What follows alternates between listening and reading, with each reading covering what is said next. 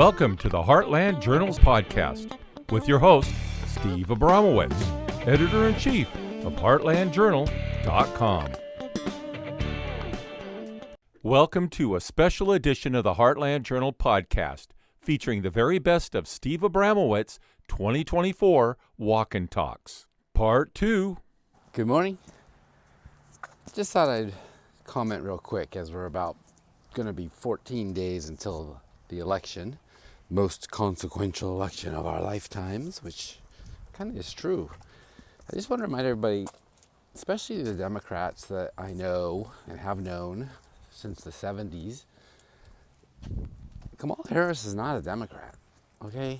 I mean, whatever you think a Democrat is, whether it's Carter, JFK, LBJ, FDR, Andrew Jackson, Thomas Jefferson, she ain't it, okay? She is a Oakland, California, Black Panther associated, hardcore Marxist communist, supported by, from the most liberal state that has ruined itself, and it was there at the creation of everything. When she was Attorney General, she oversaw the DAs. When she was District Attorney in San Francisco, she oversaw the police department. I mean, she's the one who basically drove that state into the ground with the help of Gavin Newsom, who is a princeling, right? He's not a Rhodes Scholar who spent his whole life in Western civilization classes trying to figure out how to make things better for people. He's the guy who spent billions of dollars to increase homelessness on accident, or they say.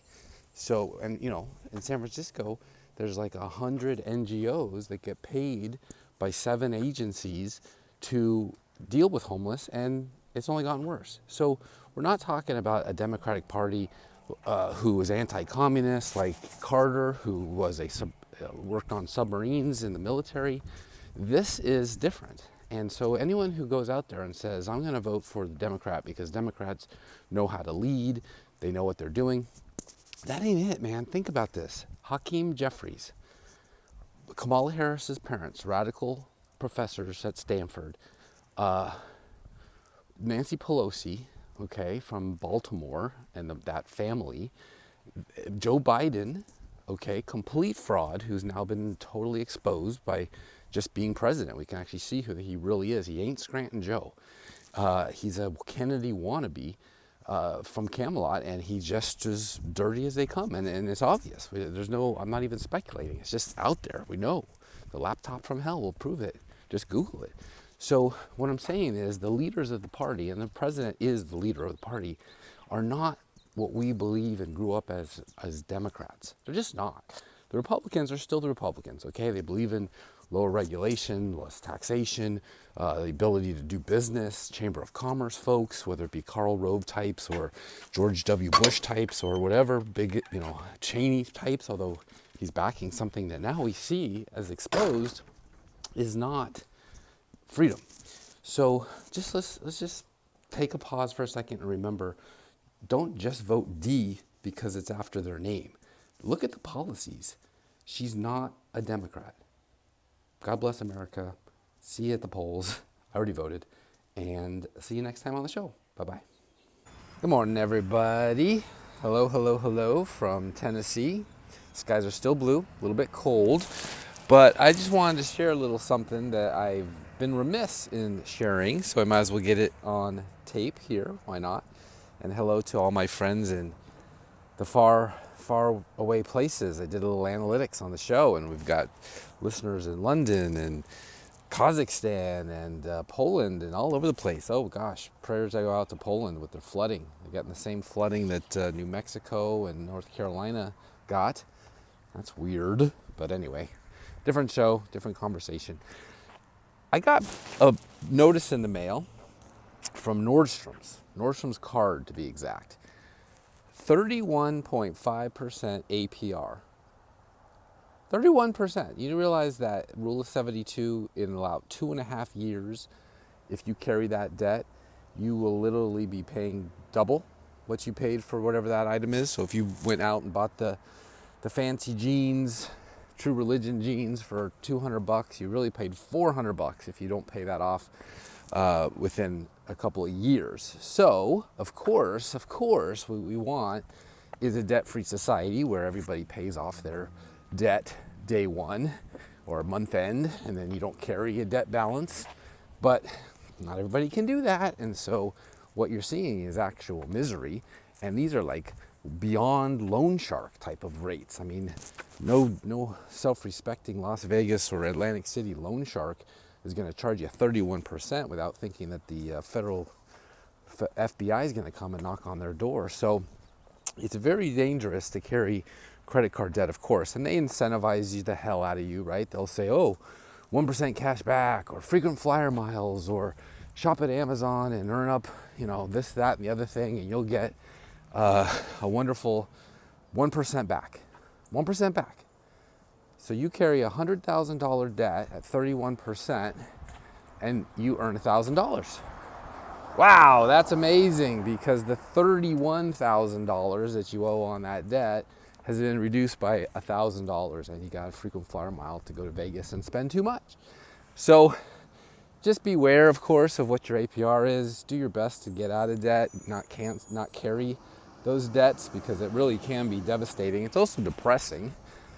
They don't want us to have a cash society. They want to move to a cashless society, which not only gives them the ability to track every move you make, and of course we're all lulled to sleep because we love our convenience to be able to drive up to the gas pump and swipe the card and not worry about it and say, oh gosh, $100, that's bummer, as opposed to walk in there and give them $100 and get very little back in change and be mad and say, what was it under Trump? What was it under Biden? It's not really a political thing. It's been going on for a long time.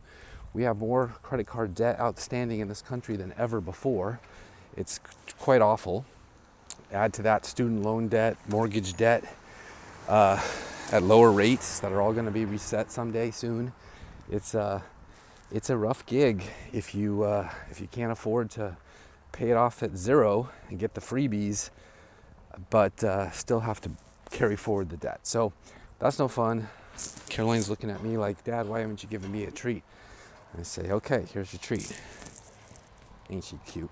All right, so bottom line is, and there's no debt on her. She has no debt. She gets everything for free, like a college kid. So long story short, check your credit card APRs. They've moved up dramatically. Get out of debt as fast as you can, if you can. I feel bad for those who just can't, but it will be ruinous. And those banks, they know what they're doing. They got the pretty colored plastic cards to addict you, or even worse, swipe your phone, and you don't even feel like you spent any money. But you got to have that subscription to Hulu and Netflix and grocery stores and gases and all the rest. But just remember, percentages and interest rates are the death of us. And just like in America, where we're spending over $1.2 trillion a year now just to service the debt, not to defend the country with soldiers, not to create new and exciting ways of preventing diseases, not to house the homeless, but just to give back our investors interest, which they earned. I'm not saying that's bad, but I am saying that this amount of debt is outrageous, and we're spending it completely unwisely. Same thing in the households. Never this high of a debt before, and someday there will be a reckoning, and all the banks will be very sad that they lent a lot of cash at a very high rate that people couldn't actually afford. So, love you, mean it. See y'all later. We got some interesting shows this week, absolutely. We got the mayor of Knoxville, who's a former WWE Hall of Famer, Kane, coming out tonight. We've got Malik Abdul from the TV show, or the radio show Fault Lines, that I've been on many, many times. Hopefully you've all heard me on there. And a gal who wrote an amazing book about some of the politicians that we see in the news right now, and maybe who they really are, not who they want us to think they are. Kind of like spending cash that you don't have. All right, love you, mean it. Enjoy your day. Good morning, America, how are ya? Don't you know me? I'm your native son. Okay, I can't sing. But I was thinking, and I wanted to share, It's about 350 hours until the election, November 5th, I believe, if I calculated that correctly. Don't hold it against me for listening to this in a week. Did y'all catch the football game this weekend? Texas against Georgia. Georgia won. Go Dogs. Not a fan of Georgia, but I like that saying. I like dogs. See, there's one right there. There was that pass interference kerfuffle where the refs said, no, that's not pass interference, and then the crowd went crazy and they threw a bunch of water bottles on the thing, and they gave enough pressure to the referees, the judges, to turn over the call and change it to a pass interference play, which, Texas went on to lose because Georgia was a better team, and Texas probably never should have been number one, and I still don't like Sarkisian because he used to be at USC and drank his way into being fired. But everybody gets repentance. That's okay. He seems better now. But they did lose, and so they weren't number one. And so the point is that the crowd, the fans, were able to overturn a bad call. And it cost them $250,000, which today's NIL money and gambling lines, I'm sure they made more than that back. So, it was worth it, but it didn't change the game. They still went on to lose.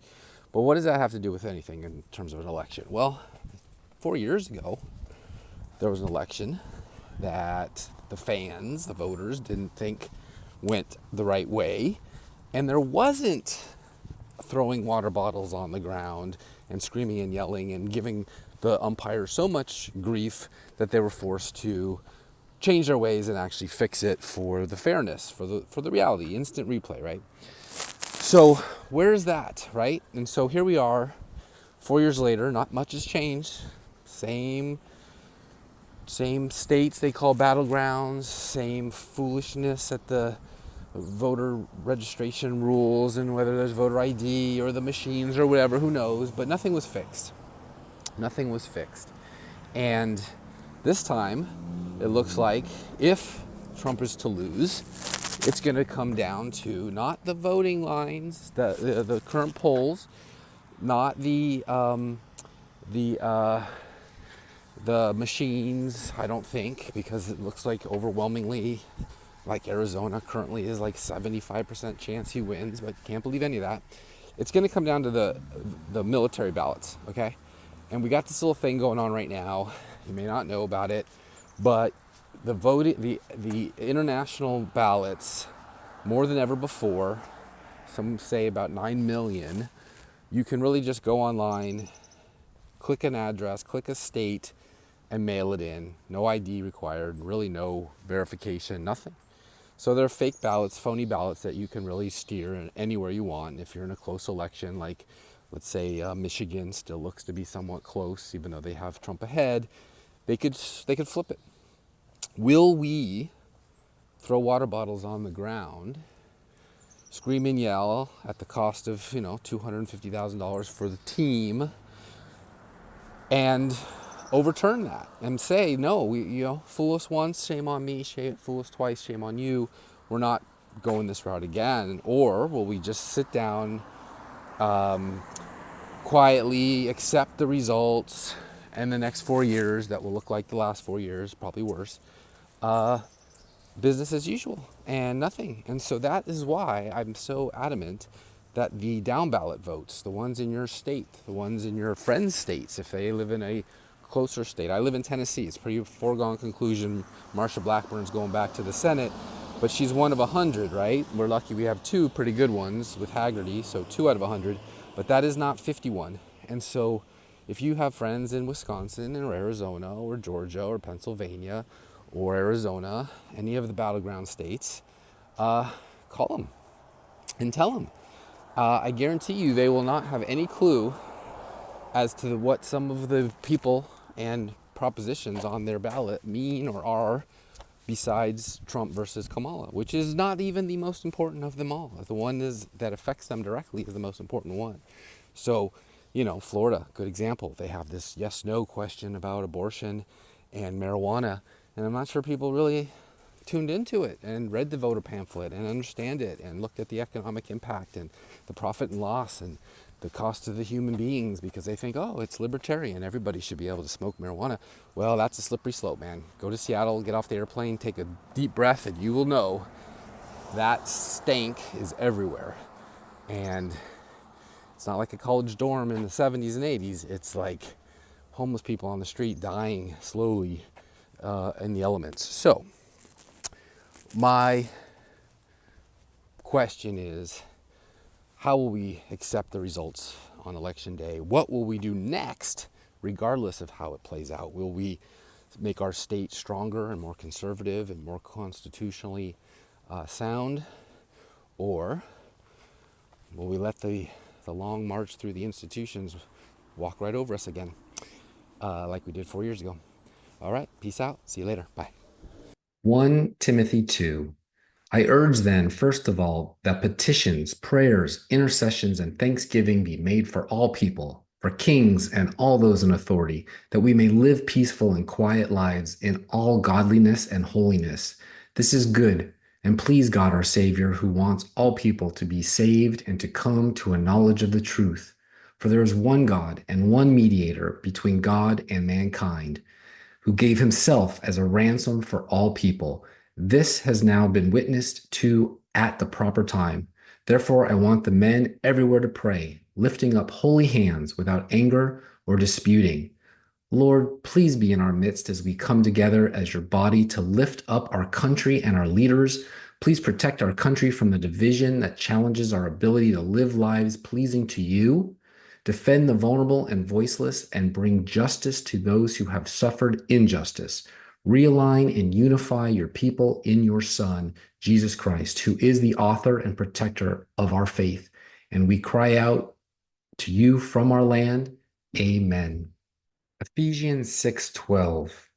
For our struggle is not against flesh and blood, but against the rulers, against the authorities, against the powers of this dark world, and against the spiritual forces of evil in the heavenly realms. Therefore, put on the full armor of God, so that when the day of evil comes, you may be able to stand your ground.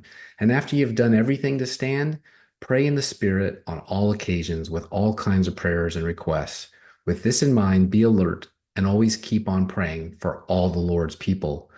Lord, help us to daily put on the armor of God, stand firm, and commit to pray for our community and country. Help us shine the love and mercy of God, never losing sight that only struggle is not with our people, but against the spiritual forces that influence us. We pray for revival and spiritual awakening to sweep throughout our country with the world. Amen. Hello, everybody. I couldn't help myself, but last night I tuned into the late night comedy shows on TV. Have you noticed that, first of all, who watches these? So probably you haven't noticed, so I watched it so you don't have to. But when they have a guest on and they sit at the desk, it's one Democratic National Committee talking point talking to another. There's no conversation, there's no comedy, there's just basically explaining to each other how the Democratic Party is the place to be. So, it's pretty crazy when you think about it, because like I've played clips of Ronald Reagan on Johnny Carson, and it was very funny. Like they talked a little politics, but the point is that they kind of humanized Reagan, so no one could think of him as like this guy who's over there in D.C. or the capital of Sacramento, California. He was kind of humanized, right? And then Bill Clinton comes out and he plays saxophone on Arsenio Hall back in the day, if you're old enough to remember that. And that kind of made him like a regular guy, like a dude. Oh my gosh, he doesn't just study politics 24/7. He actually learned how to play saxophone, which in hindsight was probably piped in fake like Milli Vanilli, but whatever. It was cute at the time, and so we could say, yeah, that guy's one of us. Well, now you got Chuck Schumer writing scripts for his comedian niece, Amy Schumer, who is a complete wokester. And then you've got Jimmy Kimmel, and you've got, who was a really bad guy from back in the day, very perverted. You've got that one who took over for the late night comedy show of Jay Leno and Johnny Carson, what's his name? The alcoholic guy. I don't know. But he was kind of neutral for a long time, but then became very partisan against Trump in 2016. So, we're seeing what I'm focusing on is like small town, hometown newspapers completely shuttered. We're all consolidated up to USA Today, Gannett, if they want the market. You've got radio stations now owned by George Soros, including Univision, all the Hispanic channels, but ABC channels are shutting down.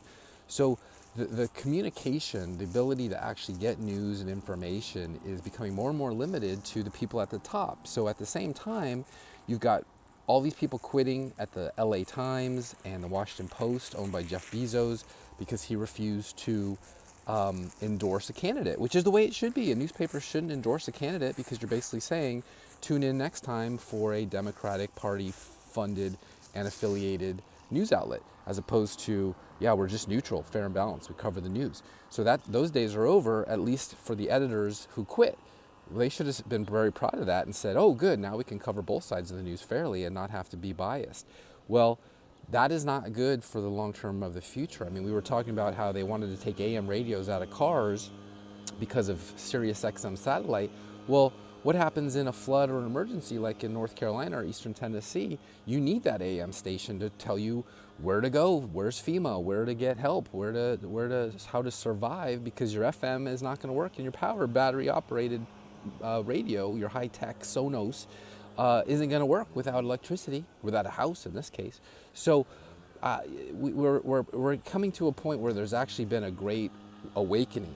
All those pro-vaccine, pro-Kamala, pro-lying comedians who aren't funny, they're really just activists, aren't going to have a channel to speak to because they're out of business, hopefully. Same thing with the newspapers, the biggest ones, the New York Times, the LA Times, the Post, because they got so involved in the intelligence community, really, when they were dealing with the Russia hoax and Hunter's laptop, they discredited themselves. There's no reason to go there anymore to get news and information. Ever since the Gulf War and CNN got put on the map, with Wolf Blitzer hiding under and Bernie, what was his name? Bernie, I can't remember, hiding under the desk because bombs were dropping from America in Baghdad. Well, that was credibility, right? That's authenticity. I'm looking out the window and people are dying. Oh my gosh, tune in tomorrow and see more. That's over now. Now it's like, tune in tomorrow to hear a stupid joke that doesn't make any sense about Kamala's economic plan to give away $20,000 per illegal immigrant to buy a new house. Not very funny, not laughing. So, especially when we're $35 trillion in debt now. I think I started this show when we were like only 29 trillion in debt. So we've blown a lot of money and it ain't funny. So anyway, hope you have a great day. Don't tune into late night comedy. Watch my show. Subscribe to our newsletter. Get news that you care about from the Heartland every day in your in basket. And be well, my friends. I'm praying for you. Love you. Bye. Good morning, America. How are you? Hello, everyone. I'm not Johnny Cash. I just thought I'd pipe in real quick. We got an election in 48 hours, and a lot of you have already voted. Thank you very much. That's the right thing to do. Monday, we have a big prayer event, Great American Prayer Event, GAP, to stand in the gap for America. It's not partisan. Just throwing that out there. Tune in 6 p.m. your time and pray for the future of America. And I just wanted to throw out a little observation. We're in the closing arguments phase of the campaign. This is the last few days, and the candidates have to tell everybody, this is it. This is why you vote for me. And I've done all I can. I've written a opinion piece that abortion is on the ballot. So if you like abortion, you know who to vote for. If you don't, same thing, you know who to vote for. That case has been made over and over and over again. But here's a little something didn't see coming. Not an October surprise or anything like that. But it's a political realignment. You ever heard of that? A political realignment where you go from something like Democrats in America who were pro-slavery, and then they realign with somebody like Lincoln, and then they become the anti-slavery party, then rebranded Republican. But that's the point, right? Realignment. Formerly Democrats, now with Republicans. Or they can go the other way around too. Former Republicans, now Democrats. Maybe, let's say after Eisenhower in World War II, that would say Nixon is bad because of Vietnam, so now I'm going to be a Democrat for the rest of my life. Or you can go even back further to my parents, who came from, well, my dad, not my mom, my dad from Eastern Europe, born during World War II, ended up in a deportation camp and waiting for Truman to open up the deportation camps to allow refugees to come to America. Okay, so now you're loyal to the Democratic Party because of Truman and FDR forever because they did that, whereas maybe the Republicans were perceived not to want that. Okay, long story short, we got a new political alignment in 2024. Dick Cheney, formerly known as Darth Vader, to the left. His daughter, Darth Vader Jr., is literally campaigning with Kamala in these closing days to say, vote for Kamala, she's the best choice. Well, best choice for what? For obviously continuing the bombings and war that they have been exercising, executing in a non-bipartisan way for a long time, right? Republicans were kind of the war hawks, and Democrats were the pacifists, like Mondale and even Carter, ex-military who, worked on submarines, but still in the thing, and just not communist, but not really big on the guns. That's what happened in Iran when that all went down, and he failed big time because he tried to play the military commander, and he just didn't execute well. That's a long story, but what I'm saying is you got Liz Cheney out there, Republican extraordinaire, who was bounced out of Wyoming, one of the reddest of red states. There's only one congressman there. I don't know if you know that, but most states have lots. She was one, and that was his hometown, Dick Cheney's hometown, because they had to leave Texas so that he could run on the George Bush Jr. ticket and not be from the same state. That's against the law, which is why DeSantis and Trump couldn't run together, because they both now live in Florida. Okay, so realignment, and you've got Cheney and Kamala, the pro-war candidate. And what wars are we talking about? We're talking about Syria. We're talking about going back to 1999, Serbia, Kosovo. Okay, who was the bad guys and who was the good guys in those wars? Well, America was bombing Christians. Okay, so she's Hindu. We know it. I've proven it. It's all out there. It's in her book. And so she's not on the side of what you think she's on the side of. So when you're at the ballot box and you think, well, give peace a chance, kumbaya, we love everybody, America just wants to be left alone, life, liberty, and the pursuit of happiness, and the rest of the world should follow along, but we understand that there are bad actors in the world like Kim Jong-il and Saddam Hussein before them, and all these other things.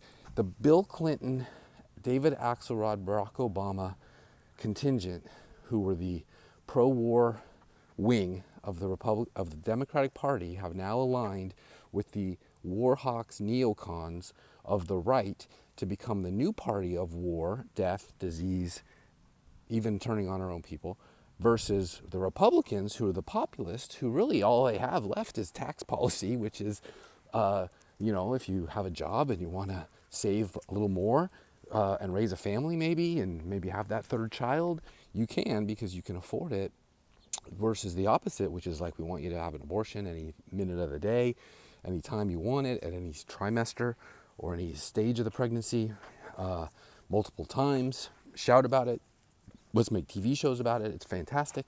And then you've got all these celebrity endorsements, which is ironic because it's almost like a lineup.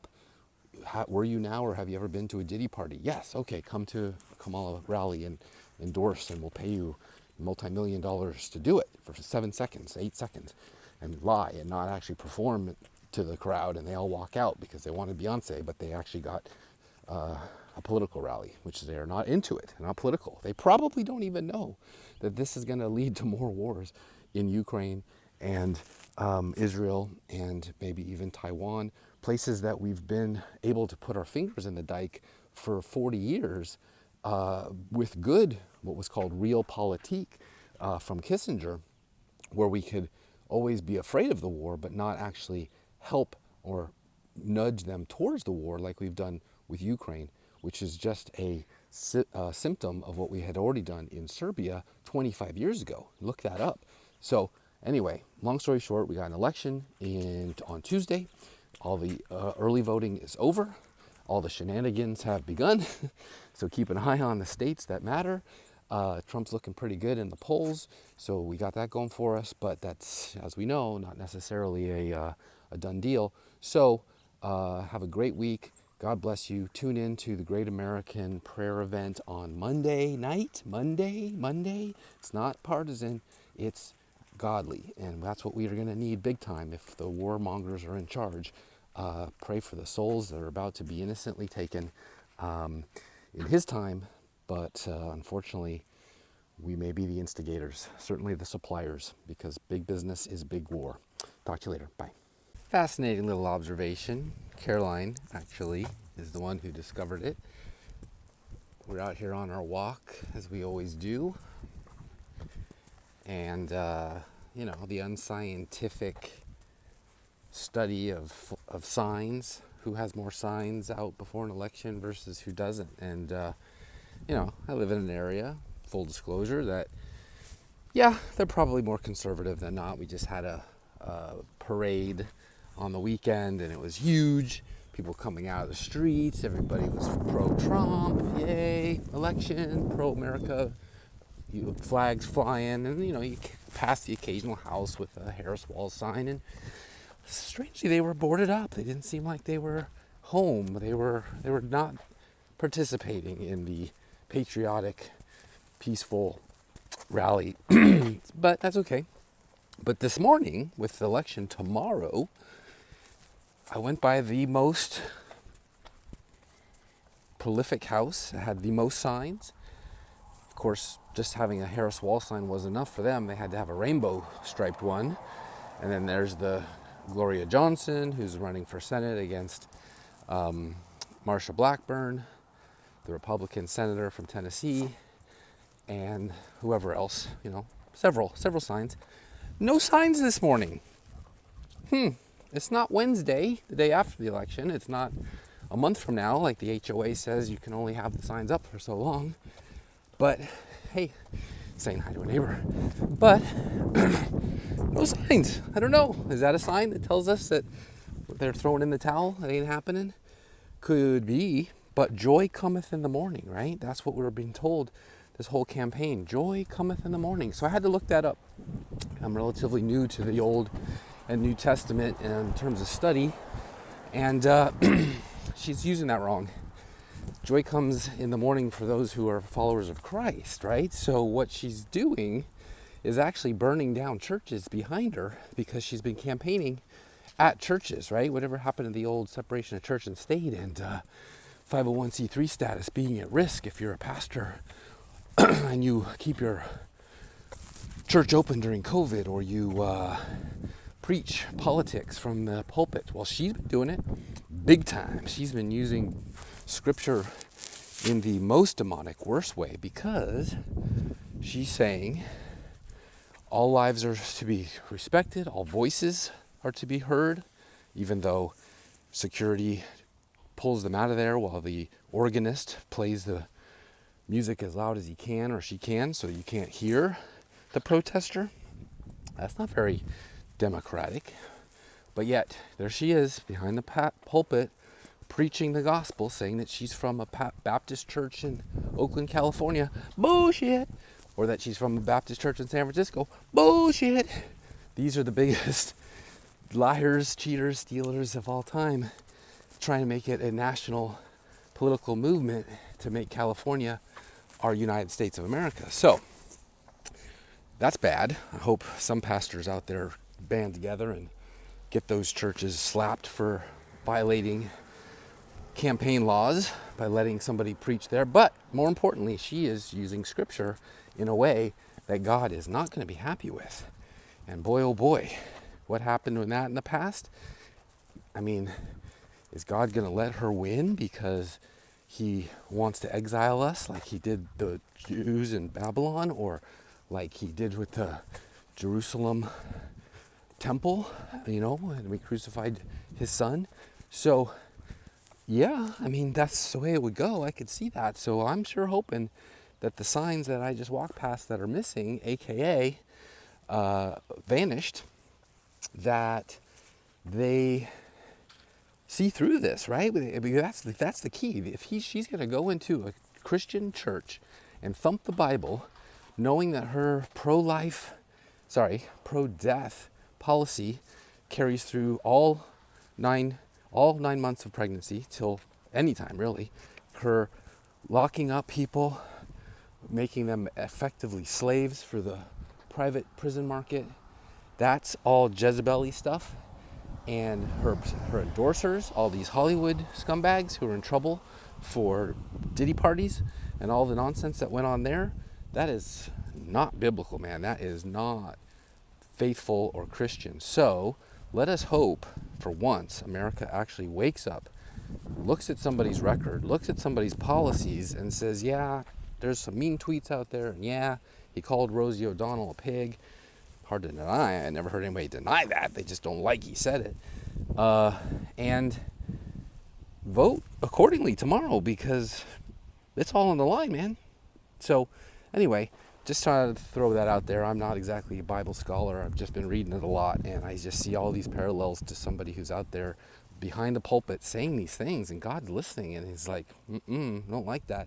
But if she wins a majority, then that democracy that they're so proud of is literally telling God, here's our hand, speak to the hand, not to the heart, and we can do this ourselves. Thank you very much for all you've done, but we're not interested. No.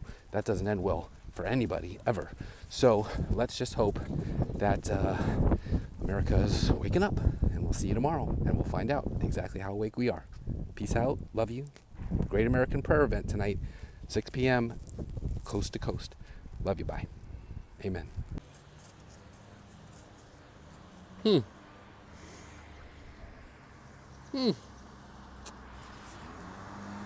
Well, it's the day after.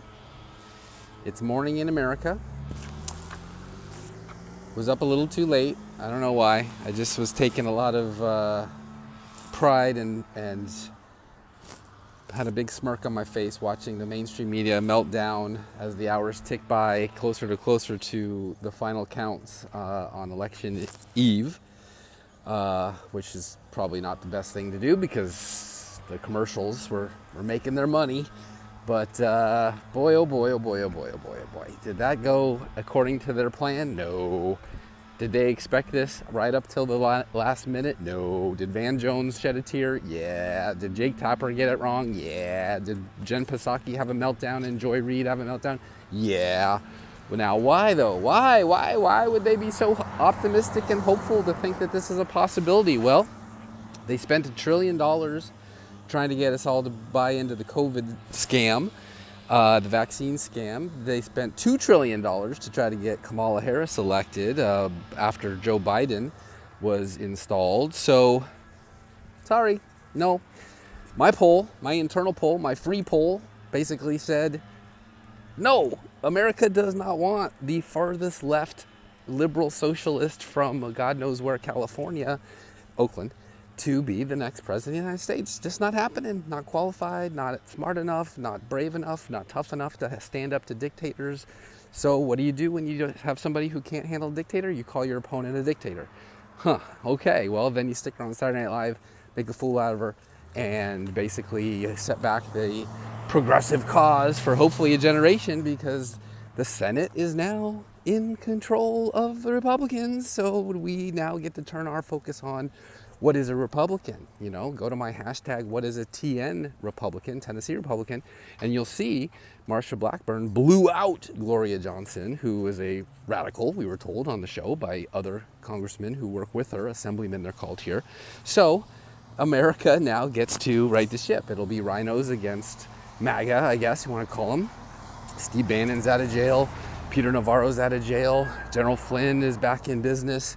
All the wrap-up smears that they tried to perpetrate on everybody who was on the right now gets to come out of the woodwork and get back to work and actually fix this stuff, like constitutional rights and local policing And schools should not be indoctrinating kids. They should be teaching them to read, write, and do math so they can get jobs for the future. And then they too can be Elon Musk and send rockets to Mars, et cetera, et cetera, et cetera. So what I'm just trying to say is,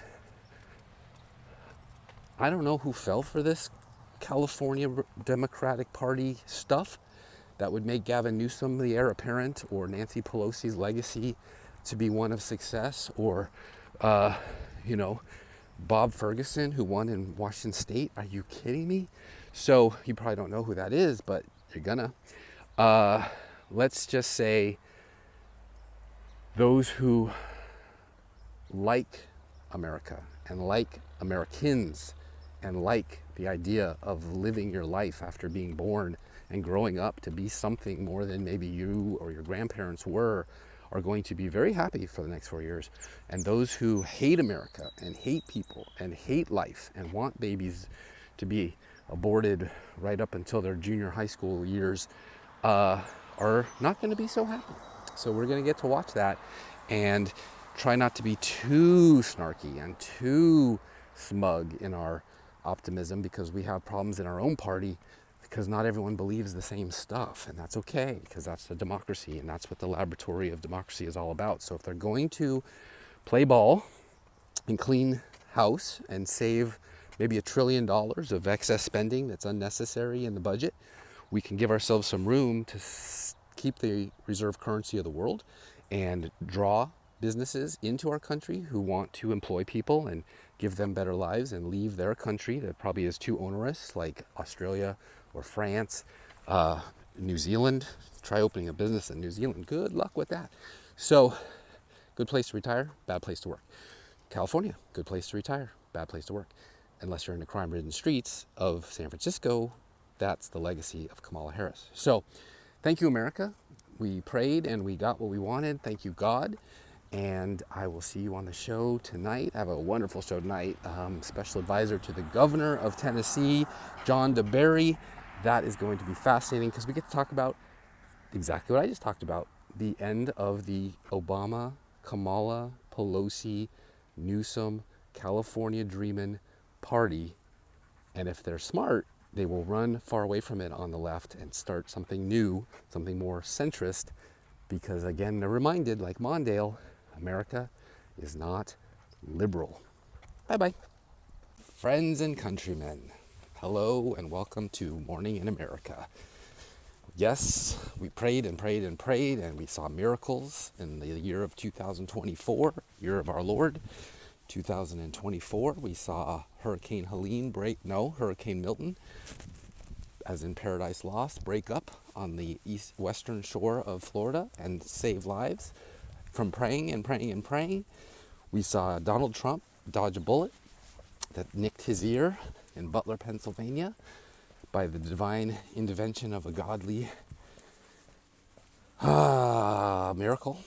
And we saw Donald Trump win the popular vote and the Electoral College about the same day as the election, not a week later, 2 weeks later. I feel bad for Arizona.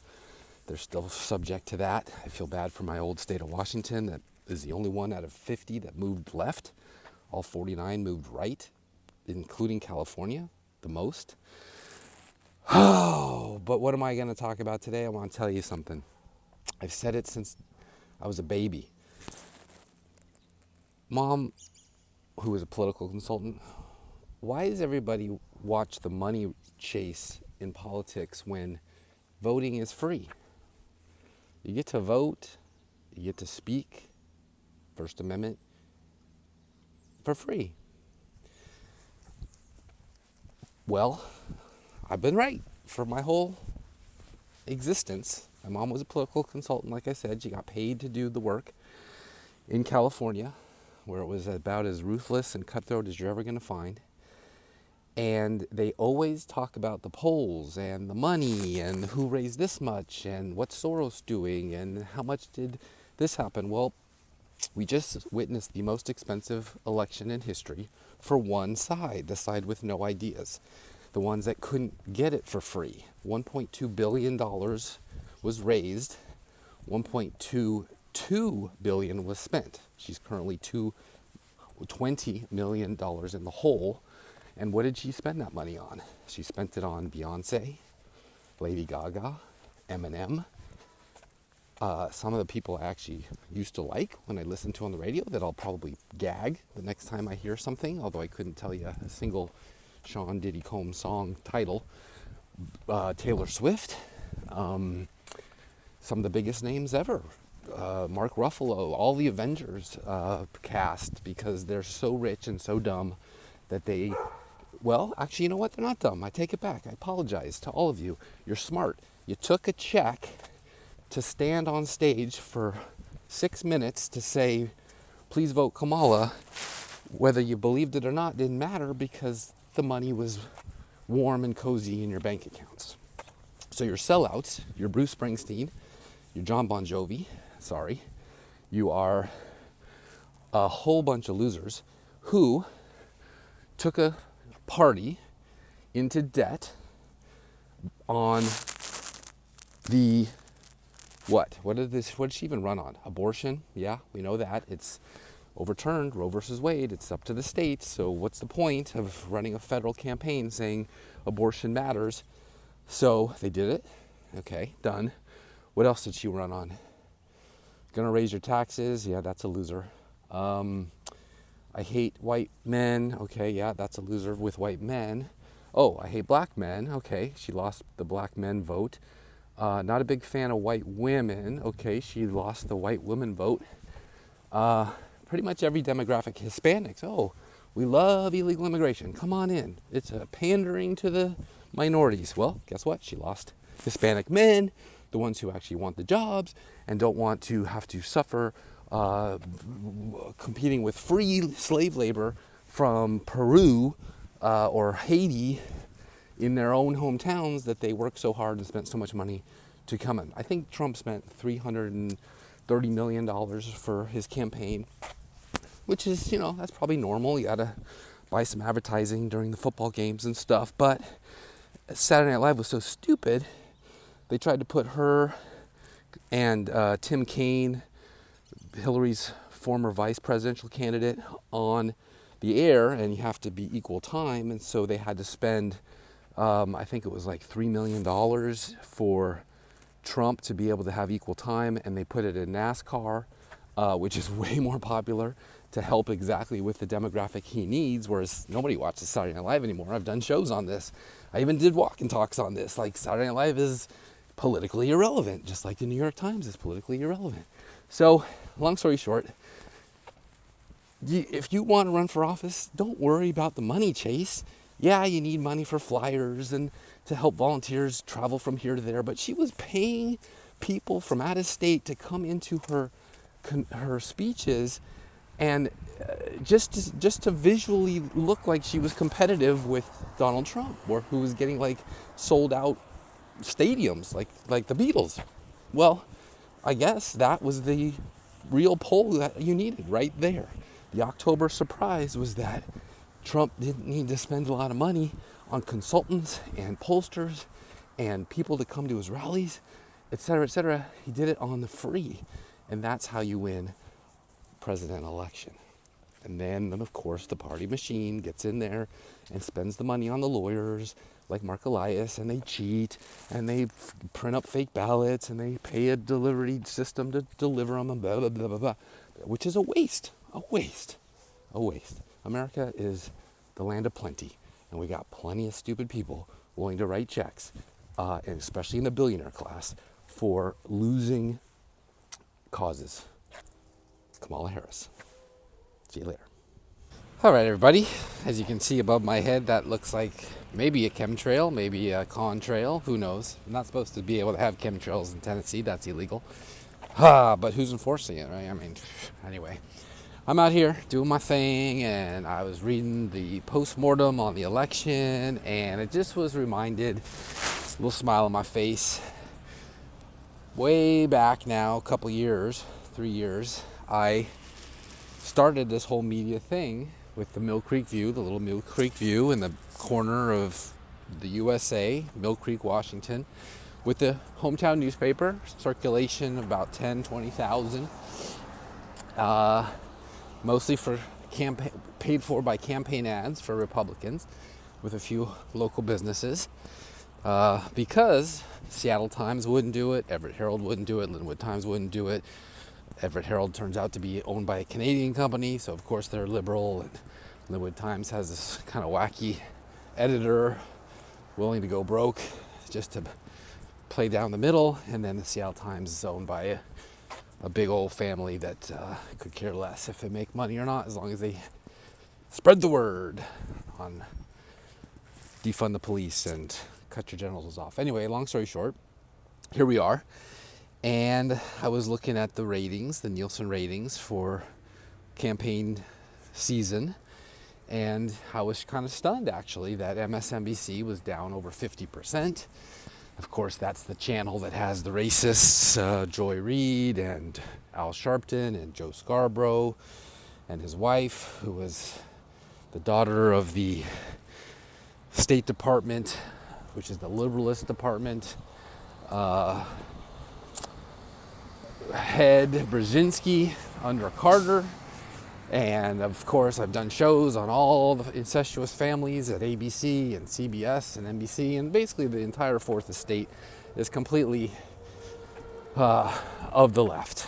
They've married into it, they've dated it, they've had orgies with it, they've gone to Diddy parties with it, they've done the whole thing. Now, interestingly, last time, 4 years ago, when Biden came in, they did some house cleaning, right? They fired some reporters at New York Times. They came out and said, we're sorry, we're a little too biased, even though they immediately went right back to it, I think the next day.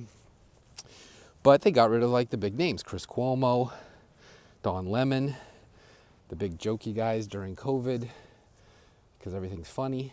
But they hit those demographics: homosexual, black, political family, the Cuomo issue.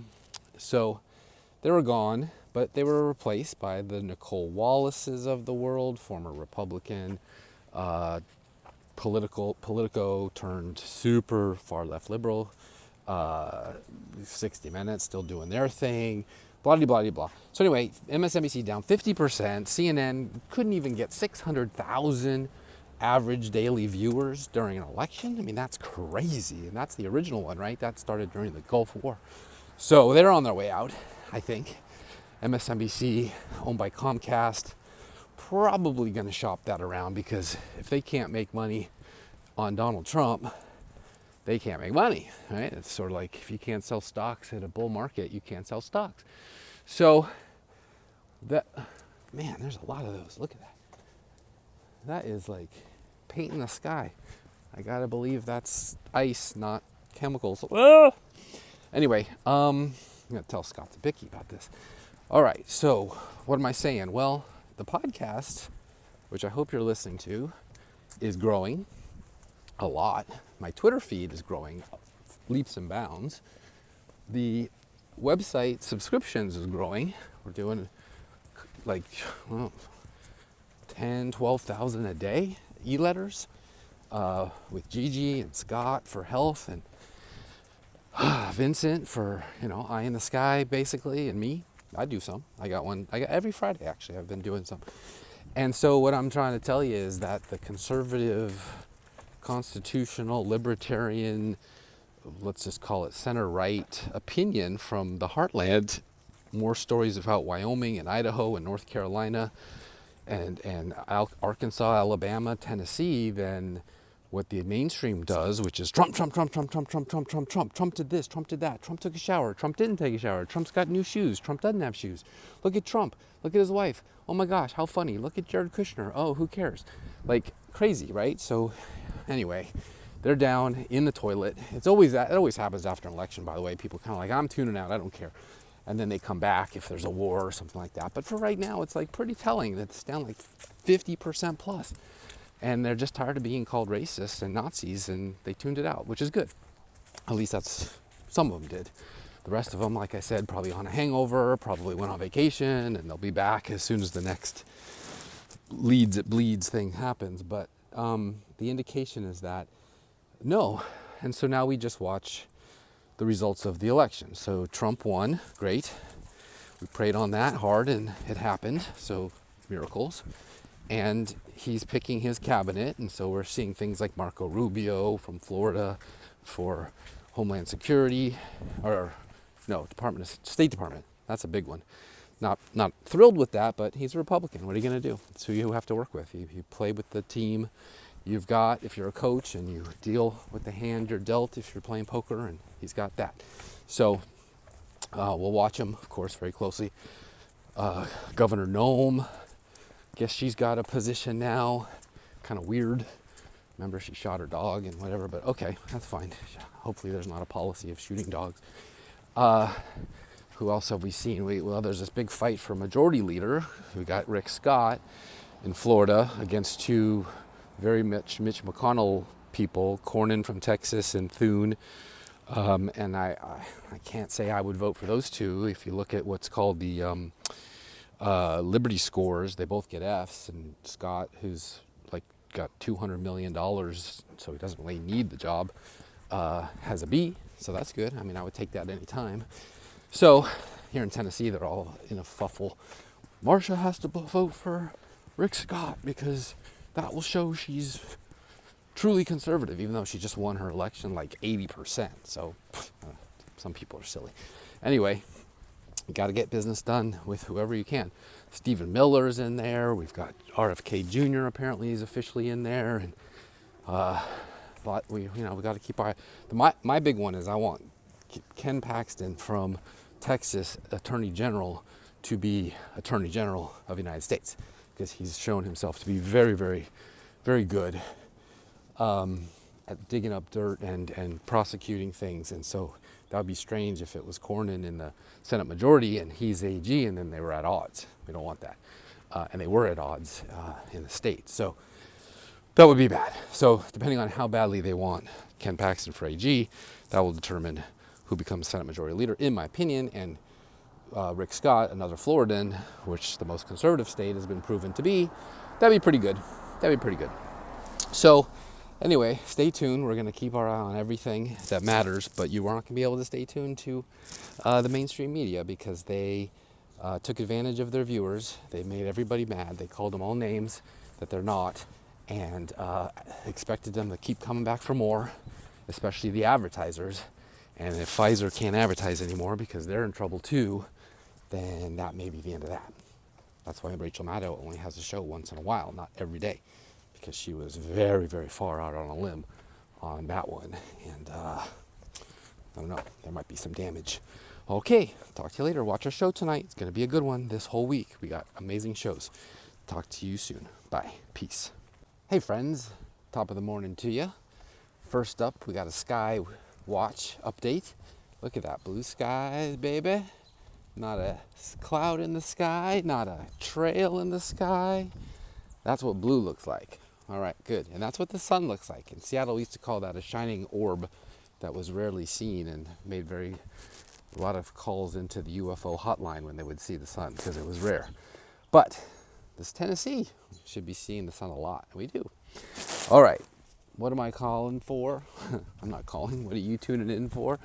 Well, I said we're going to have to watch the picks, right? Watch the picks, because yes, Trump's going to win. We knew that. We prayed on it and it happened. But what we didn't know is how he's going to lead, what he's going to do with the power in office. And so we have to watch the picks, because personnel is policy. That is just a fact. And so what has he done? I can only focus on 3 right now because he's made a lot of picks in a fast amount of time, as if he was prepared early.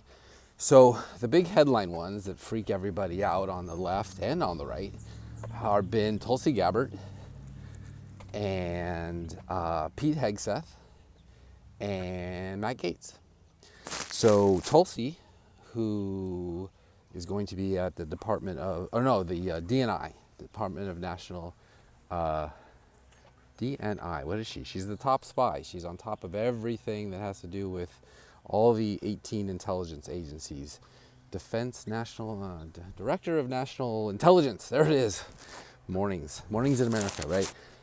Pete Hegseth, Fox News Saturday morning guy, went to Princeton, got a master's or a next degree at Harvard, so smart guy, deployed 3 times, and Matt Gaetz, congressman from Florida at the Department of Justice. Oh yeah, Hegseth is going to be Department of Defense.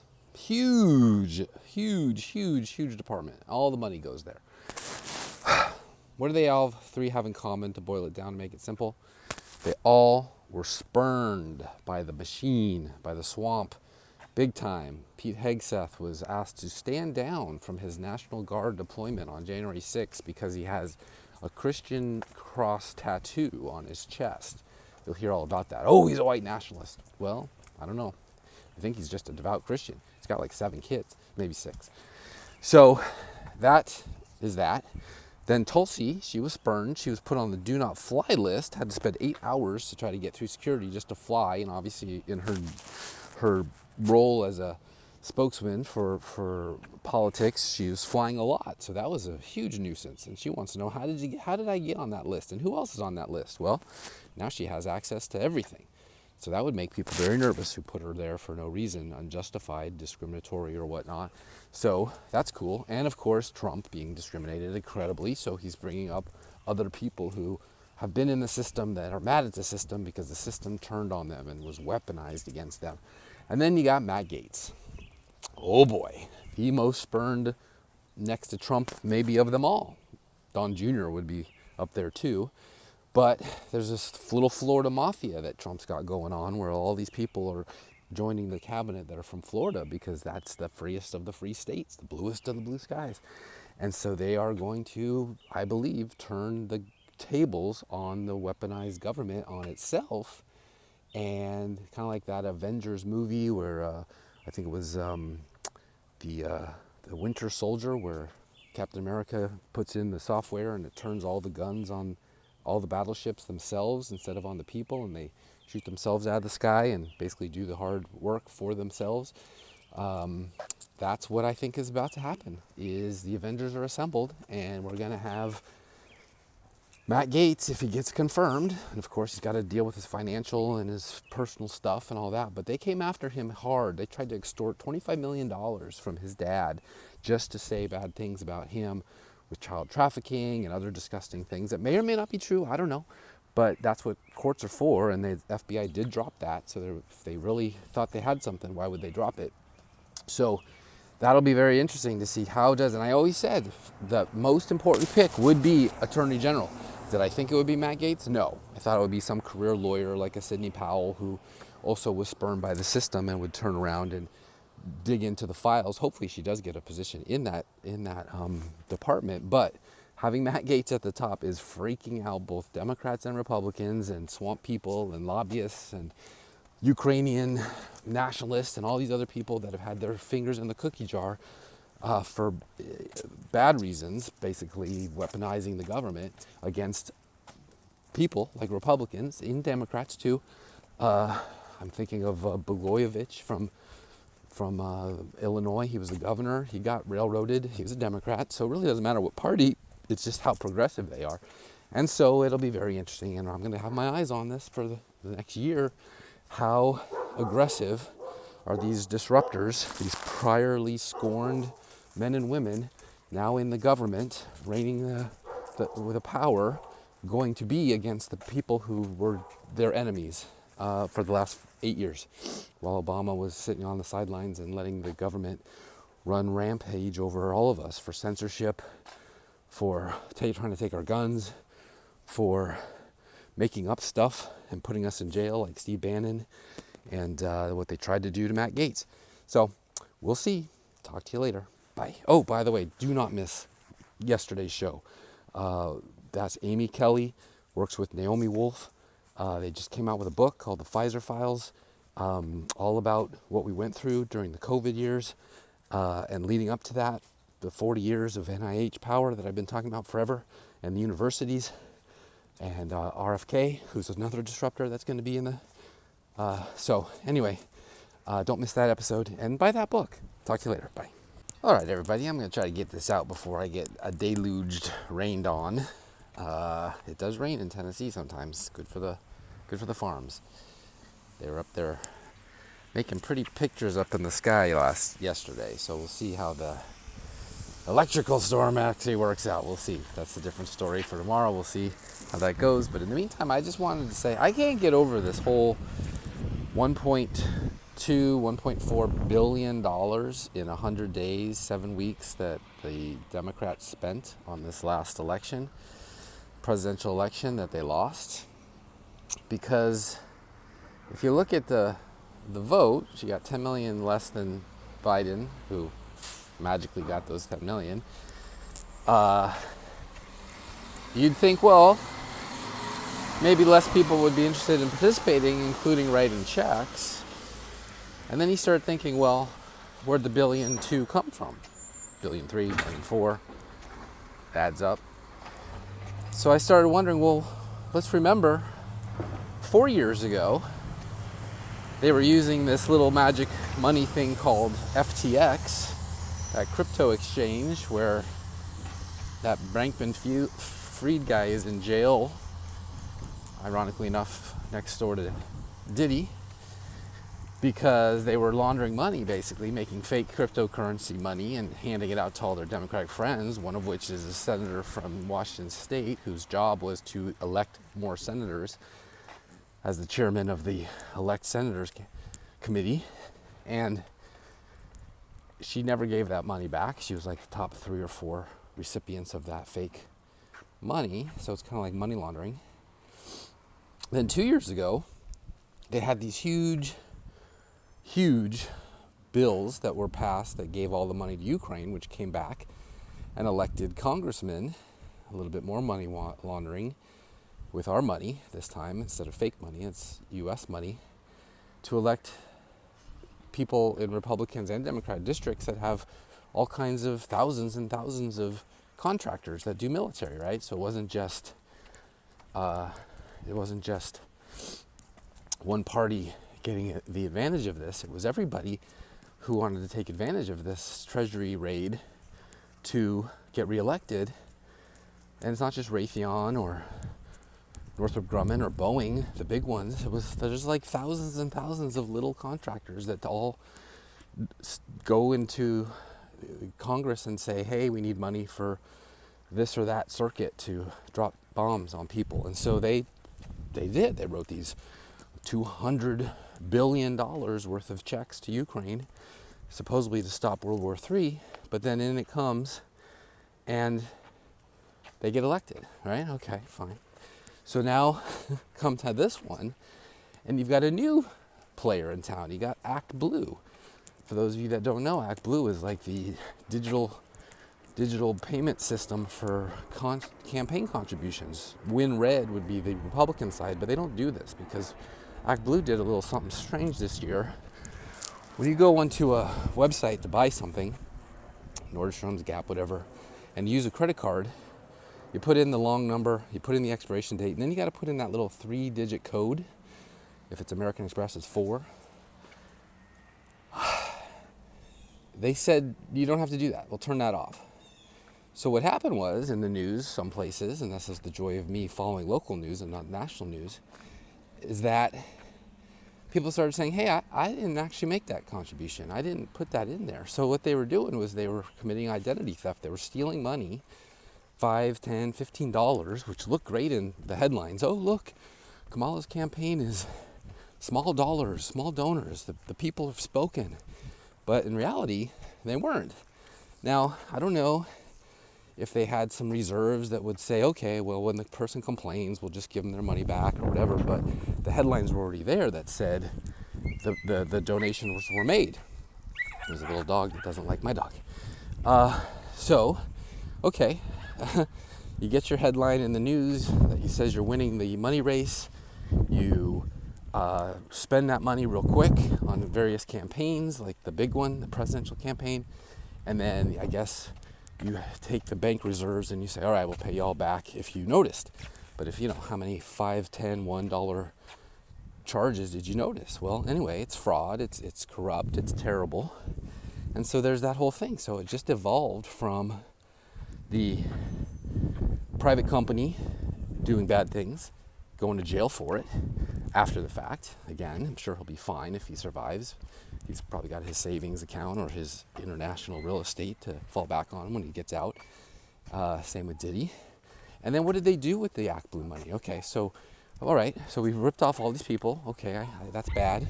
Let's get to the bottom of that. But then where did the money go washed to? Well, we know Beyonce got 10 million. We know Lizzo got 2. We got Eminem got 2. We got Oprah 2.5 million. You know, so it just adds up. So what they did was they took the money for a losing campaign and then recycled it right back out to their donors, their friends, and they all get made whole and rich. Obviously, this is big dollars. And that's it. We move on. Trump wins, she loses. She'll get a, contract to sell books or do speaking engagements or whatever they want to use her for in the future. And we just shrug our shoulders and go, okay, great. But in the meantime, we got all these illegitimate congressmen and senators and people who are in office, that one of which may have just kicked off World War III, because Reuters is reporting today that long-range missiles can now be fired from Ukraine to Russia. Just because they can doesn't mean they should, but they did. So, okay, he's going to leave us with a World War III and then walk off into the jungle like they showed him yesterday. So, and the celebrities are, uber rich anyway, and now they're just getting their little kiss on the cheek to $10 million for Beyonce to stand on stage for 5 seconds and not even sing, making all those donors mad, which would probably be like, I'm not going to do that again next time. Well, too bad, because they're going to take it from you anyway and just say you gave it to us, and if you complain, they'll give it back to you, because how many people really check their credit cards, especially for the little ones? So I've been saying a long time that one of the parties is on the borderline of being an illegal party, and that was when they were playing footsie with terrorists in like Hamas and Hezbollah. Well, now we're talking serious gangster stuff, and it makes sense, right? Chuck Schumer's from New York, and Nancy Pelosi originally from Baltimore and in San Francisco, kind of a gang leader, a warlord. And so bad stuff, man. I just hope that the new Trump administration, whether it's Bill Gates or Matt Gates or whoever it is, I just hope that they really look at campaign finance laws and reforms and actually prosecute some of these people, because what you see is some of the governors of the bluest states are saying, we're not going to comply with illegal immigration.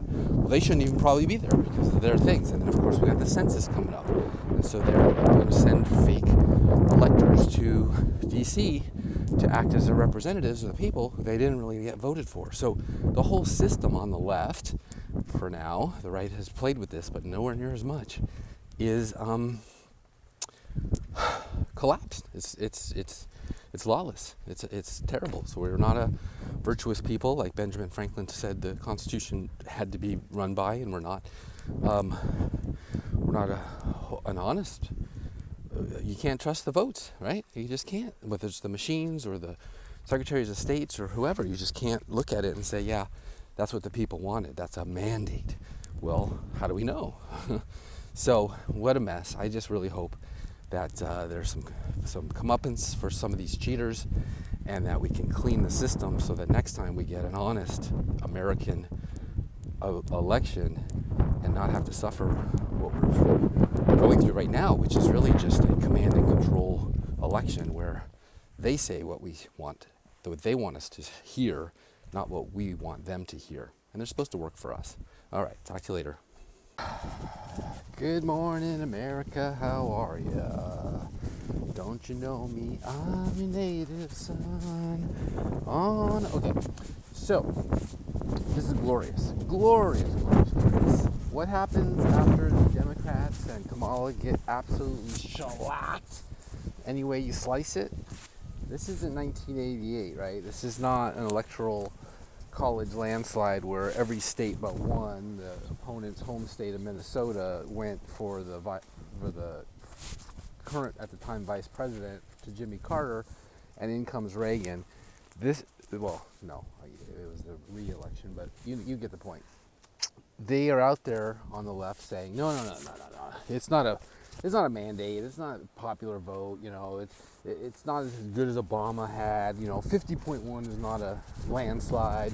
No mandate. We can get back to business, and the Republicans are still crazy, and we're not. Well, that's not what they should be doing. They should be licking their wounds, saying, where did we lose the culture, and why are we so bad at this, and why did Trump win almost every county in America, and every state moved to the right? Even Washington, after recounting, moved a little bit to the right, which is, they got a long way to go, but that's okay. So it's hilarious. So on the news, they're out there saying, well, how dare you meet with Trump? He's Hitler. He's absolutely a Nazi. You can't do that, Joe Scarborough. And you can't, anyway, back to the beginning.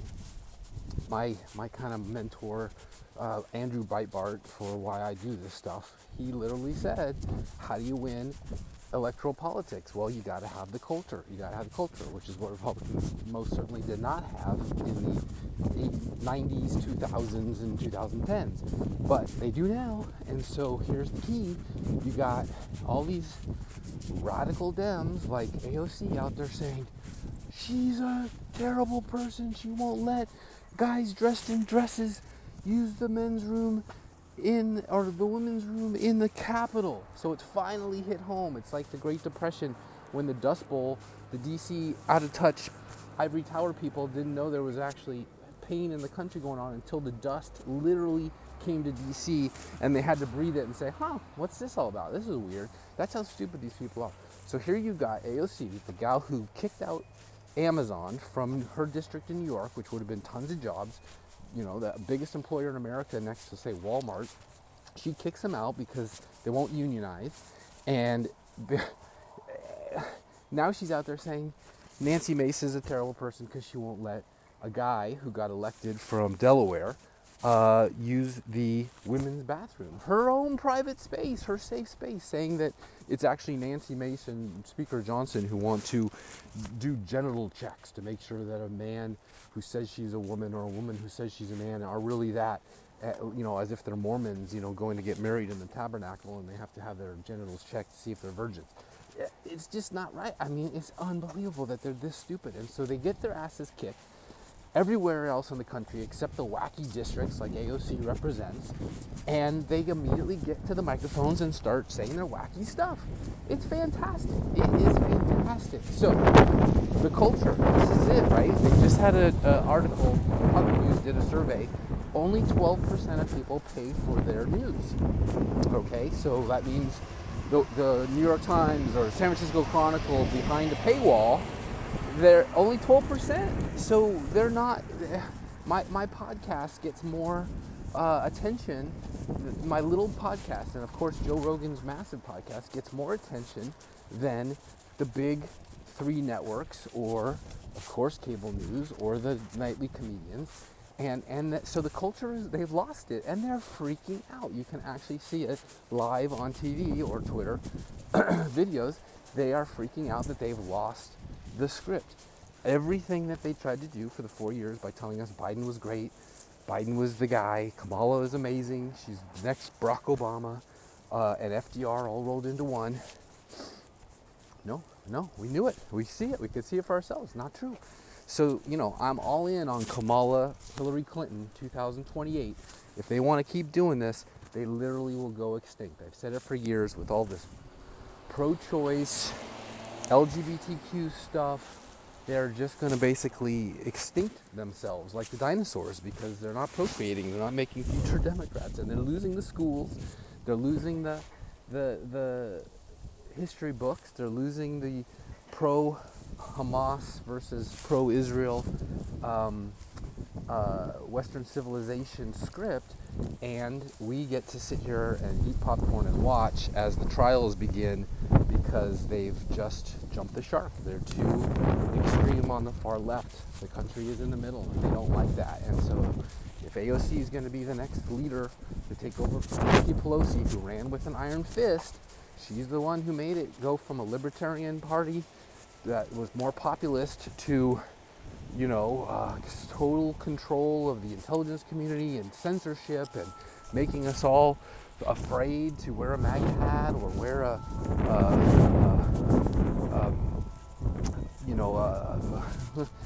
or even have a show. Let's just put it that way. Have a show and talk out loud.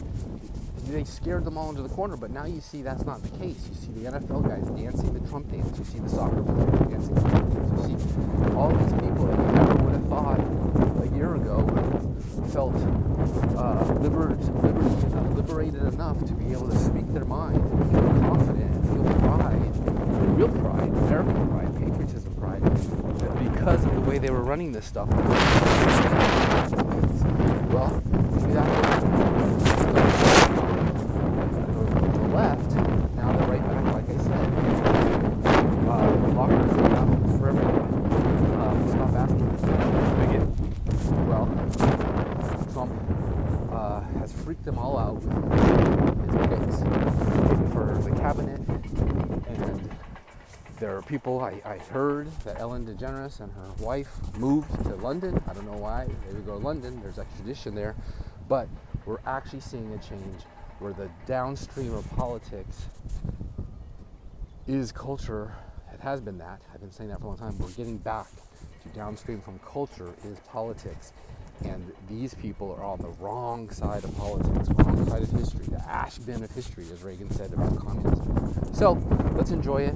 Let's take a minute to appreciate this, and then let's get back to criticizing the Republicans for being truly Democrats most of the time, and focus on the real Republicans who are trying to make a difference and make things better for you, me, and our kids.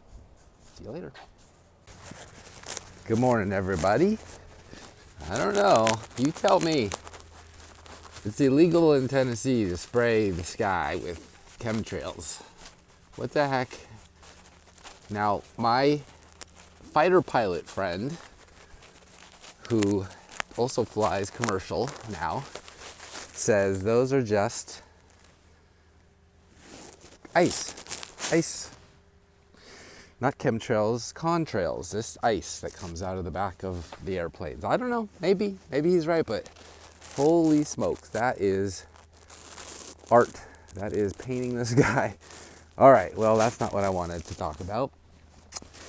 The picks are in, and one has gone down already. We've got Matt Gaetz no longer running for, or I should say, put up for Attorney General. Pam Bondi is now another Floridian. She was Attorney General there for a long time. That's fine. We'll see. There's probably more will go down.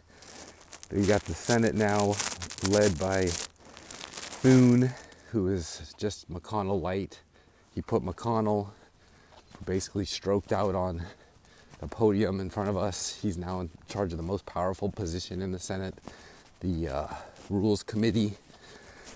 So the Senate will be against Trump. They also chose Kent from Georgia, the biggest Republican anti-Trumper there is, because he helps Georgia go for Biden 4 years ago. And look what that cost us. So the governors, National Governors Association, we did a show on that last week. They're going to be against him. So the Senate and the governors are going to be against the MAGA movement right out of the gate. He's not even sworn in yet, and they've already putting their players on the field to stop him. The Congress, California, they're flipping seats over there. So it's going to be the thinnest of margins for Republicans to have control of the Congress, which is all Trump has. And there was, Speaker Johnson tagging along at the WWE wrestle match with big hitters like Elon Musk and Dana White and Don Jr. and the whole crowd. And then there's this little guy sitting around hanging out like, hey guys, don't forget about me. I'm cool now. I'm with the cool kids. I don't know. I don't think he's much of a fighter. So it's going to be very interesting. The first 2 years of Trump's administration are the ones that will really be the effective ones. And they're already starting to see the chess pieces align against the guy. They forgot that he dodged an assassination bullet, more than one attempt, and has a mandate because so many people voted for him.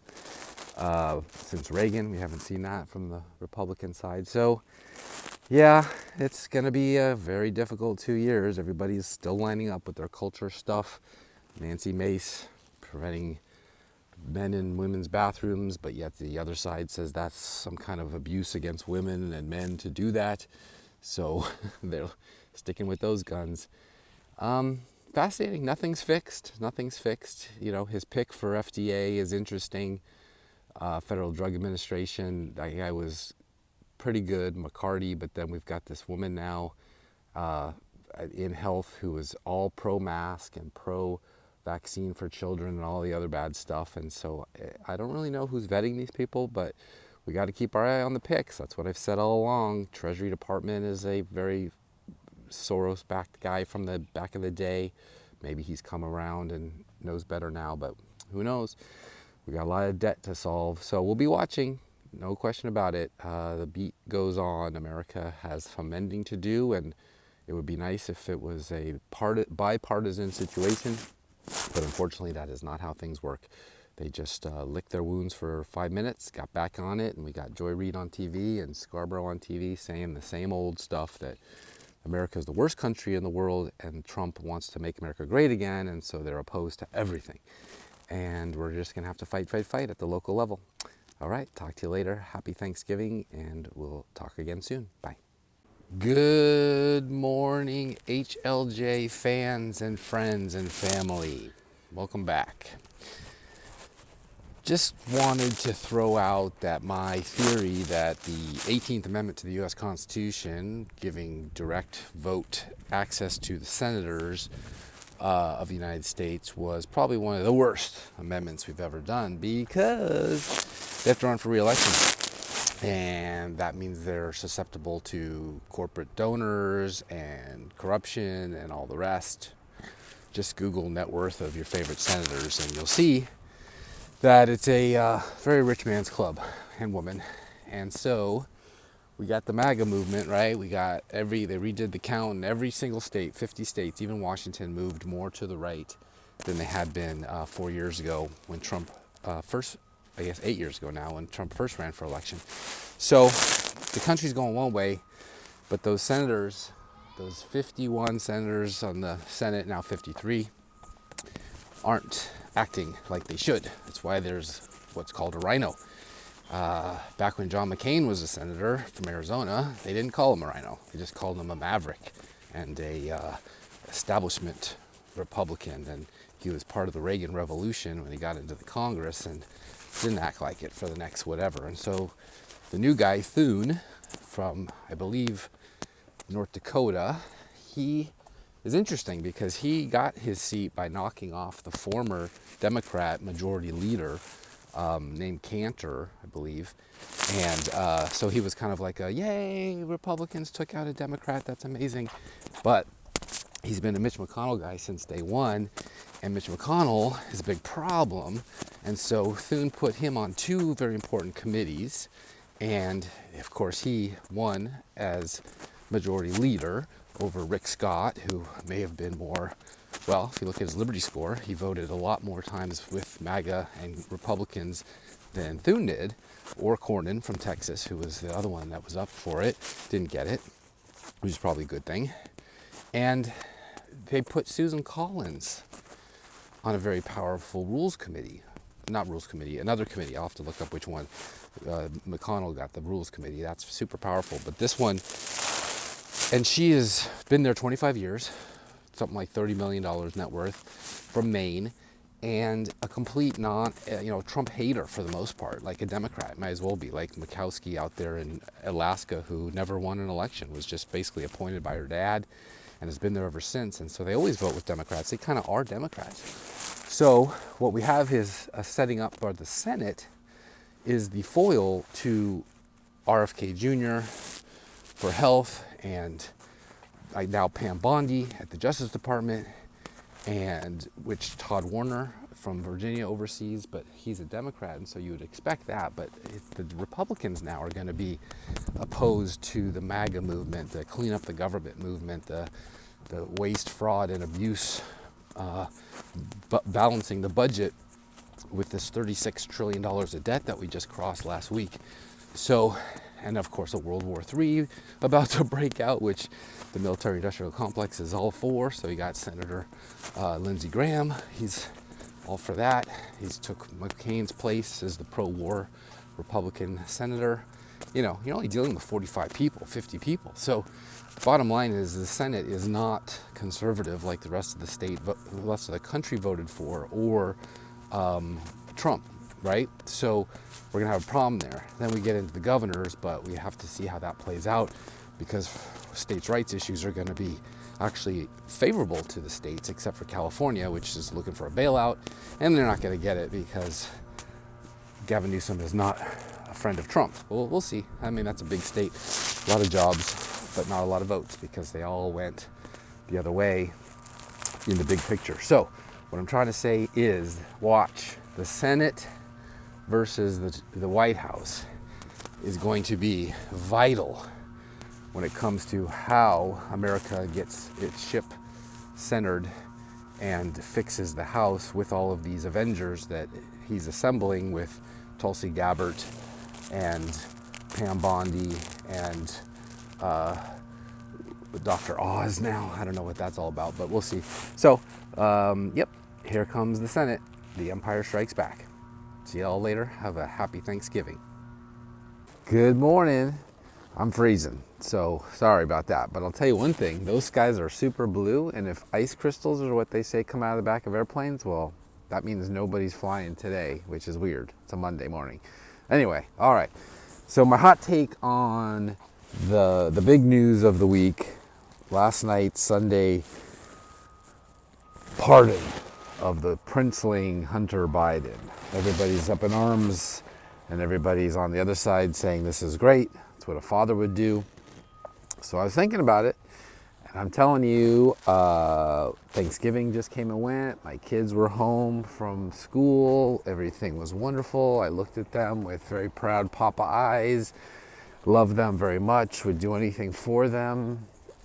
And then I started to think, well, yeah, it would be probably a very difficult decision to make. Do you pardon your son if you have the presidency and have that power, or not? And then I remember, wait a minute, look who we're talking about here. This is Joe Biden. 50 years this dude's been a criminal. His oldest son died, who was supposed to be the heir apparent. But what do?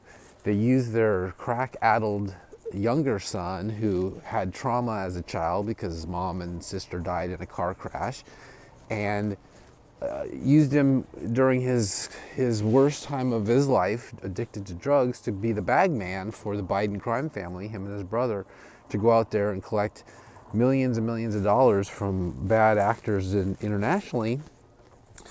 And so he's not being a good father. He's not a good dad. He's not doing this because I love my son and I don't want to see anything harm.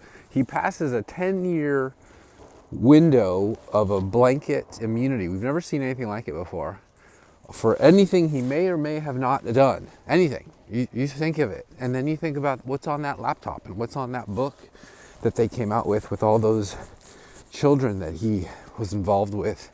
And you start thinking, wait a minute, this is actually quite gross. And so, I looked into it, and the pardon from a president is absolute, but it says that the Congress and the Supreme Court don't have a say in it. No, sorry, the Congress and the Senate don't have a say in it, but they've never tried to see if a president, it doesn't say anything about the president being able to overturn a pardon. So will Trump vindictively do that? No, I doubt it, because he has his own situation at stake, right? I'm sure if he had a chance to do that for Don Jr., he would.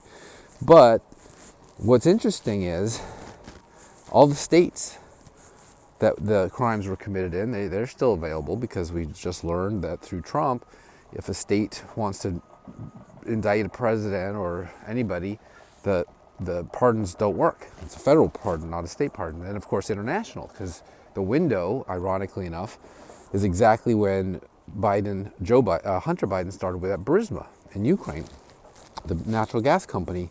And so I think that it goes through January of 2014, but he started like in May. So any conversations or whatever would be exempt from that at the federal level, FARA, the Foreign Registration Act. Okay, that's what took down like Flynn and a lot of other people. So they can't use it on him. that way. But there's this interesting thing where if you read the letter that Joe put out saying his reasoning, he says it's really bad. It's just full of lies, just like they've lied that said he never would do this part, and he did it. Because he's been like that for 50 years. He hardly ever says anything true. He's tried to run for president, was a plagiarizer. I'm pretty convinced that he didn't think he'd be president. He's like, well, nah, I've tried that. They're never going to let me be president. But he ended up as president. It's like, oh my gosh, okay, well. And then at day one, they just like, well, let's just crank it up. Let's turn it up to 11. Let's make all the money that we can off of Ukraine and everywhere else that we've ever been, because this is our shot. We got another shot at it. Okay, great. We'll make Hunter rich. So the letter says that it covers those 10 years of window that you can't look at because my son was a target because of his addiction, and that was a blowback on Joe. Well, like a political, right-wing conspiracy or whatever. We're going to take down the son and hurt the dad. Well, no, because it's tax crimes that in his own book, and this is Hunter Biden, who Joe said is the smartest guy he knows, in his own book, he said he was sober during the years when the tax stuff was going on. So the pardon is actually a fake. It's pardoning things that he didn't do. Pardoning things he did do that we know he did more of. So there's obviously going to be more to come. And we're going to have to watch this. But the bottom line is, man, this administration has just been full of lies from day one.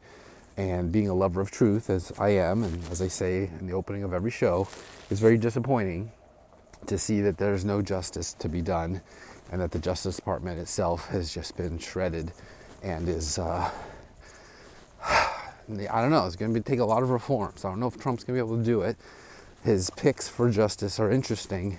They could, being outsiders, but I don't know. I mean, there's just so much when you get into the personal family stuff, and so this pardon is just an example. And the fact that it's today, this early, before Joe's out of there, 50 days early, means there's probably a lot more to come. I'm sure the brother, the nieces, the granddaughters, there's a lot more that the Biden family is going to use the powers of the presidency to help out in their time of crisis. All right, see you later. Bye. Good morning, America. How are you? I am out here on a cold Tennessee day with beautiful blue skies. The sun is not being blocked by substances in the atmosphere, whether they be clouds or whatnot. And so I just wanted to put a couple of things together. Had a great show last night with the chairman of the South Carolina Freedom Caucus, which I think is a very important situation. And today we have the Wyoming chairwoman of the Freedom Caucus. And so that's going to be a combination show to explain what I've kind of figured out. One of the great things about the first Trump administration was he was able to flesh out all of the so-called moderates and neutrals in the press and in Congress as phonies, as hypocrites, as people who are not part of the agenda, that were actually sleeping through legislation and making America worse, right? Make America great again. You're either with him or you're against him on that team. And so you have to go and look back and say, all right, who's gone? Well, all the Republicans who voted to impeach him are gone. So that's an obviously extreme case. That the country, which we just had an election, and the country moved to the right, quote unquote, which is where Trump is, now has to deal with not the press, because we've added that. The ratings have tanked at MSNBC and CNN, which are supposed to be fair and balanced, but they were never that, and he proved it. And he dodged a bullet and slings and arrows, literally, to get to this point. And so he wins the election, vanquishes the farthest left senator you can imagine in Kamala Harris, the California politician, and Nancy, who's really old now, is not the speaker. So he has an opportunity to actually clean house, right? And so what we're seeing now is not a fight of left versus right, MAGA versus Democrats, or Republicans versus Democrats. We're seeing MAGA versus, let's call it, establishment, that we've pointed out with Mitch McConnell. Okay, he was the majority leader of the Senate from Kentucky. He is obviously very compromised in terms of his wife and their Chinese relationships and all of the business deals that they were willing to put America last in. Ukraine, all the money going out the door there. Speaker Johnson just said yesterday, no more money until Trump comes in, because he may have different opinions, which is good because Biden wanted to send out another $1 billion before he left. So we vanquished the Biden, Pelosi, far left extreme progressiveness in the election. But now what we're going to have to deal with is the establishment Republicans in the Senate, mostly, because the Congress, I think, is going to be on board. A lot of them have been cleaned out. There was potential scandal with Matt Gaetz out of Florida, but he was able to kind of play the system and nominate him for Attorney General and then toss him over. And so now we got Pam Bondi, so we'll keep an eye on her. Because, of course, the administration is going to matter, too. Does he have all the right chess pieces, all the right players to actually do this? So we're watching. We'll see if Pete Hegseth, which is huge budget, can do that. But here's my point. So the Republicans are still there. We still have in the Senate Lindsey Graham. We still have John Thune, who's now the majority leader. We still have Lindsey Graham's junior senator from South Carolina, which is all military. Tim Scott. I always confuse that with Rick Scott, who's from Florida, who's the good guy, but that's okay. Or at least he appears to be. Very rich man. So his priorities are a little different. He's not trying to get rich, he's just trying to stay rich. And so we put it all together, and you've got Trump in the executive branch and the Senate led by Republicans in the other branch, the legislative branch. Supreme Court, whole other story, talk about that another day. But what that leaves us is an epic sort of realignment of the interests of those senators and their states. 17th Amendment, we hate that at Heartland Journal because, very corrupt. You have to run for election every couple of years. But next year, there's a bunch of them up for re-election, like Joni Ernst, who is a super duper rhino. She's got like a D at her Liberty score. So we have to watch them maneuver to say, well, I want to keep my job, I want to keep the gravy train rolling, but I'm not very MAGA about it, and my state is, because they just voted this way.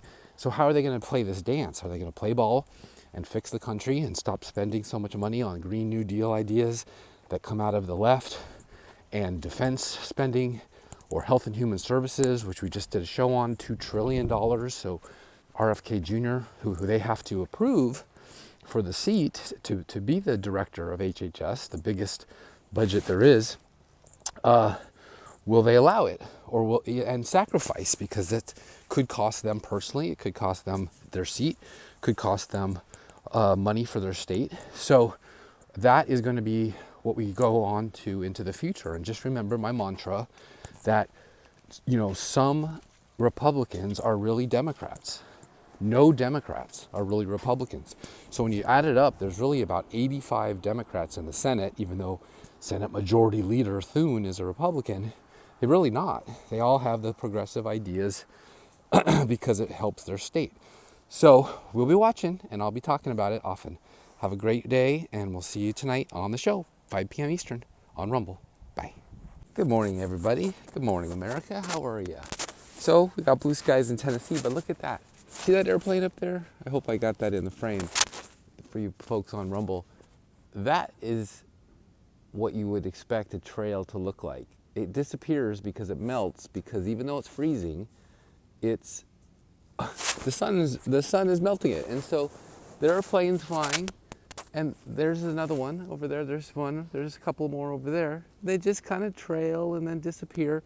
It's not horizon to horizon up there for 20 minutes, and then 10 hours later it's raining and the sky is full of clouds.